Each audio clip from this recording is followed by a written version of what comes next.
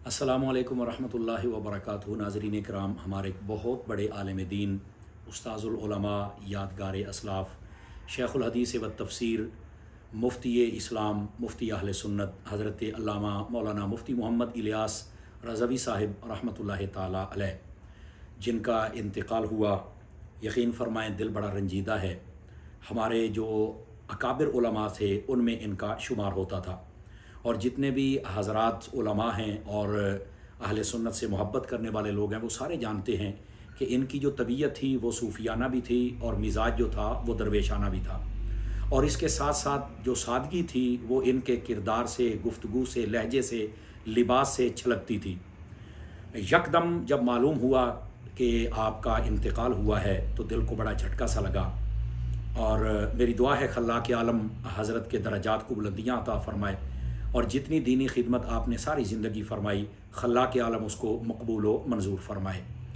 اور یقین فرمائیے ان کی علماء اہل سنت کے ساتھ بڑی محبتیں تھیں، مجھ جیسے طالب علم کے ساتھ بھی بڑی شفقت فرماتے۔ کئی مرتبہ شہر کراچی میں جب میں حاضر ہوا تو مجھے ان کے سامنے سبق سنانے کا موقع میسر آیا۔ بڑی محبت فرماتے تھے، جامعہ ندرۃ العلوم اس کے یہ محتمم تھے اور شیخ الحدیث تھے، اور بڑی ہی پیاری طبیعت کے مالک تھے، اور ایک متحرک شخصیت تھے، یقین فرمائیں۔ اور دعوت اسلامی کے مفتی محمد علی اصغر صاحب قبلہ، انہوں نے بھی اپنے جب فیس بک پر پیج پر لکھا تو میں نے سب سے پہلے وہاں پہ پڑھا، تو مجھے ایک جیسے شاکنگ نیوز ہوتی ہے۔ اور اس کے بعد مطلب یہ کہ انہوں نے بڑی پیاری بات لکھی کہ آج صبح بھی انہوں نے درس حدیث شریف دیا، اور اس کے بعد پھر گھر تشریف لے گئے، اور وہاں پر یہ جو حرکت قلب تھی یہ بند ہوئی، تو حرکت قلب بند ہونے کے بعد انہوں نے مطلب اپنی جو جان تھی وہ بارگاہ الہی میں پیش کی۔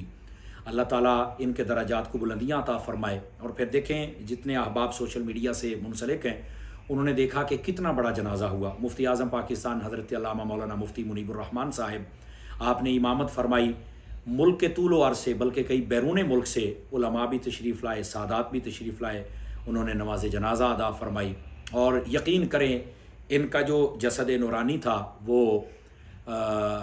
جو لبیک یا رسول اللہ کی صداؤں سے یہ پورا شہر کراچی گونج رہا تھا، اور یہ ان کا جو جسد خاکی تھا وہ بیچ میں سفر کر رہا تھا۔ میری دعا ہے اللہ تعالیٰ ان کے لواحقین کو صبر اور صبر پر اجر عطا فرمائے۔ یقین فرمائیے مجھے دو شخصیات بڑی یاد ہیں، ایک ڈاکٹر جلالی صاحب، وہ فرماتے ہیں کہ جب ہم شہر بغداد میں تھے اور رمضان شریف آ گیا تو میں مصلی سنایا کرتا تھا، تو میرے ساتھ دور کرنے والا بندہ نہیں تھا، تو میں قرآن مجید کا پارہ جو یاد کرتا وہ حضرت مفتی محمد الیاس رضوی صاحب رحمۃ اللہ علیہ میں آپ کو سنایا کرتا تھا۔ یعنی ایسی محبت تھی قرآن مجید برہان رشید سے جس کی اکابر علماء بھی گواہیاں دے رہے ہیں۔ اور یہ ڈاکٹر صاحب اور مفتی الیاس صاحب قبلہ یہ وہ تھے جن کو علامہ شاہ احمد نورانی صدیقی رحمۃ اللہ علیہ انہوں نے وہاں پر داخل کروایا تھا۔ تو وہ دیکھ رہے تھے کہ یہ اہل سنت کے ہیرے ہیں، یہ جب پڑھ کے آئیں گے تو پھر دین کا کام کریں گے، اور ہر دو شخصیات نے کر کے دکھایا۔ اسی طرح یہ جو خوبصورت اور نورانی شخصیت ہم سے جدا ہوئی اور ہر طرف اندھیرا اندھیرا سا نظر آ رہا ہے، یہ وہ مبارک شخصیت تھی کہ ایک مرتبہ بیمار ہوئے میرے شیخ کامل، میرے سیدی و سندی امیر اہل سنت حضرت علامہ پیر محمد الیاس اتار قادری رضوی دامت برکاتہم العالیہ۔ آپ نے جب وائس میں پیغام نامہ بھیجا اور اس کے اندر آپ کے لیے بہت ساری دعائیں فرمائیں، چونکہ جوہری ہی ہیرے کو جانتا ہے نا، انہیں تو معلوم تھا کہ یہ کون سی شخصیت ہے، تو حضرت مفتی صاحب قبلہ نے بڑی خوبصورتی کے ساتھ اس پیغام کا ویلکم کیا۔ یقین فرمائیں آج بھی وہ نیٹ پر ان کا جو جوابی محبت نامہ ہے وہ موجود ہے۔ میں نے جب سنا تو آپ فرما رہے تھے شیخ طریقت، یقین فرمائیے، اور فرما رہے تھے حضرت والا،